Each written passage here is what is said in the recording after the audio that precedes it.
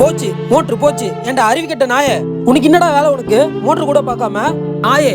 சை அண்ணா வாயை மூடுறா. இதனால தானே உனக்கு கடவுள் காலில் அம்மாக்கிட்டாரு. போச்சு, எல்லாம் போச்சு. இனி புது மோட்டர் தான் வாங்கணும். என்ன இவன் ஆளையே காணோம். டேய் இங்க என்னடா பண்ற? உன்னை கீழே ஃபுல்லா தேடிட்டு இருக்கேன்.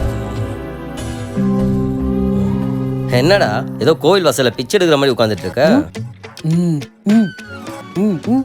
ஓ மௌனம் வருதம்மா? சாப்பிட கூடாதா? பேசவும் கூடாது.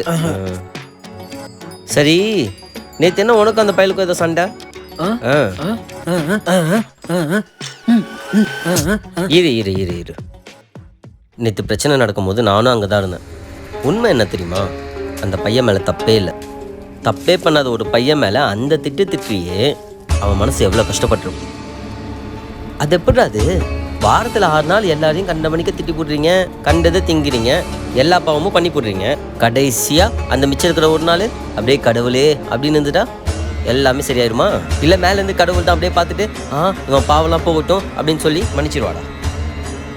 கண்ணுக்கே தெரியாத கடவுளுக்கு நீ விரதம் இருந்து இவ்வளவும் பண்ணுறதை விட்டுட்டு கண்ணுக்கு தெரிஞ்ச மனுஷங்கிட்ட கொஞ்சம் அன்பாக இருந்து பாரு. அந்த கடவுளே இங்கே குடியிருக்க ஆசைப்படுவான்.